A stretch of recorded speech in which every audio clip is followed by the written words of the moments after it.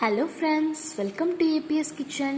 இன்றைக்கி நம்ம என்ன பார்க்க போகிறோம்னா மயோனஸ், எக்லெஸ் மயோனிஸ் தான் எப்படி பண்ண போகிறோம்னு பார்க்க போகிறோம். ஸோ இதோட டெக்ஸ்சரை ஃபஸ்ட்டு பாருங்களேன். இங்கே பாருங்கள், அப்படி க்ரீமியாக அப்படி நிற்கிது லைட்டாக. அங்கே பாருங்கள், நல்லா நிற்கிது, உங்களுக்கு பார்த்தாலே தெரியும். இங்கே பாருங்கள் எவ்வளோ க்ரீமியாக டேஸ்டியான மயோனிஸ். எனக்கு மயோனிஸ்னால் ரொம்ப பிடிக்கும். பட் இது எக் இல்லாமல் பண்ண மயோனிஸ். இது எப்படி பண்ணுன்னா, நான் இந்த அளவுக்கு கிண்ணி எடுத்துக்கிட்டேன். இங்கே பாருங்கள், ரொம்ப கம்மி, இந்த அளவு தான். இந்த கடையில் சாம்பார் சட்னிலாம் கொடுப்பாங்கல்ல, இந்த அளவுக்கு கிண்ணியில் இது அளவு பால், அதளவு பால் ஊற்றி இந்த மாதிரி 2 பல் பூண்டு சேர்த்துக்கிட்டேன். இந்த அளவுக்கு நான் சொல்கிறேன், இந்த அளவுக்கு இந்த அளவுக்கே எனக்கு இந்த அளவுக்கு குவான்டிட்டி கிடச்சிருக்கு. 2 பல் பூண்டு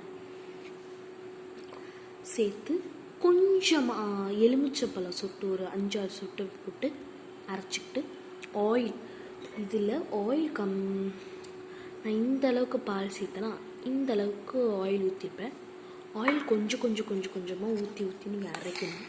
விட்டு நான் பல்ஸ் மோடில் தான் அரைச்சேன். அப்படி அரைச்சிங்கன்னா அந்த மாதிரி க்ரீமியான, எனக்கு சாட்டிஸ்ஃபைங்காக இருக்குது பார்க்க. மைனீஸ் வீட்டிலே ரெடி பண்ணிடும். கடையில் கிரில்லு, தந்தூரி, ஃப்ரெஞ்ச் ஃப்ரைஸ்க்கெலாம் கம்மியாக தராங்க, கேஎஃப்சிக்கெலாம். அதுக்கு இந்த டெக்னிக் பண்ணிக்கோங்க. 30 ரூபா எக்ஸ்ட்ரா கொடுத்து வாங்குறத விட இந்த மாதிரி கொஞ்சம் பால், பூண்டு, சர்க்கரை, மறந்துட்டேன், 1/2 ஸ்பூன் சர்க்கரை, கொஞ்சமாக உப்பு போட்டு செஞ்சு பாருங்களேன், அப்படி இருக்கும். Bye guys.